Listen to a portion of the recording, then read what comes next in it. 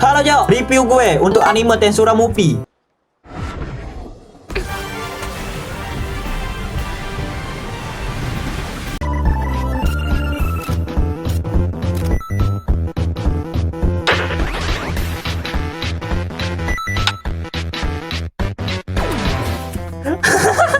Ini anime gue kira grafiknya bakal bagus, karena ini anime movie. Kagak tahu ya, sama aja buruk kayak anime seasonnya. Seharusnya bisa lebih mantap lah dari ini grafiknya, apalagi ini anime movie.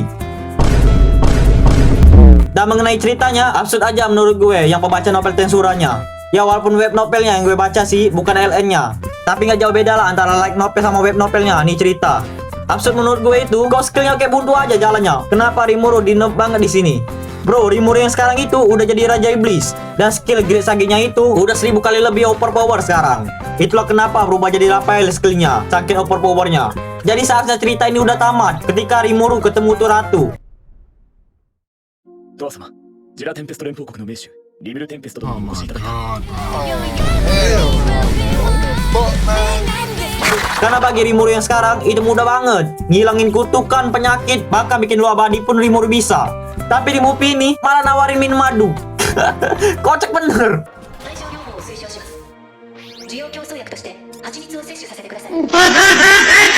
Yang lebih absurd lagi pas endingnya, itu tubuh hero mau ngilang, dia dikasih potion oleh Rimuru. Dan Raphael dengan enteng bilang dia nggak bisa nyelamatinnya. Ya what the fuck? Jelas gampang-gampang banget bagi Rimuru kalau dia datang terus dipilih Zebab tuh hero-nya. Apalagi pas Raphael bilang itu udah bayaran yang dipilih ratunya.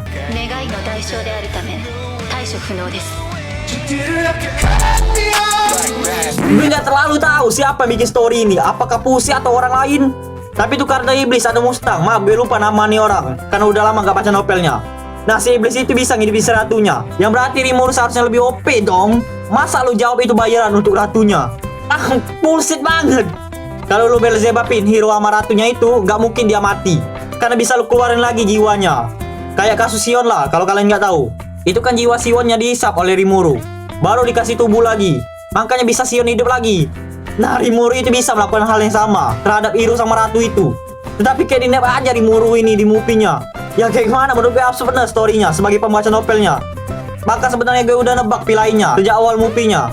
見込み違いでしたな。受けた恩もわからぬ輩だったのじゃ。 Ya itu cukup bagus lah, gue kira tebakan gue bener. Kalau bener berarti ampas banget emang ceritanya, karena alurnya udah ketebak sejak awal. Ya gue tebak nih om-om yang pilainya. Kagak taunya cuma pilain support doang, bukan main pilainya. Ya walaupun masih pilainya juga, tapi kagak sesuai lah dengan tebakan pertama gue, yang kira dia penjahat utamanya. Itu cukup bagus lah, cuma cukup doang. Seharusnya bisa lu plot twist lagi, yang gue tebak pilainya, kagak taunya orang lain kayak gitu. Tapi cukup bagus lah mengenai ini, cukup doang tapi. Ya movie ini cuma side story atau spin-off Tensura doang. Jadi emang wajar, banyak yang gak sesuai dengan cerita originalnya. Tetapi seharusnya nggak terlalu jauh juga lu yang meleset dong. Walaupun cuma side story doang, masih relate lah sama originalnya. Ini kagak sama sekali. Dan untuk sisi bagusnya, emang sound Tensura itu gak pernah ngecewain sama sekali. Sumpah bagus semua emang soundnya. Pas spike-nya terasa banget soundnya. Apalagi pas pakai skill.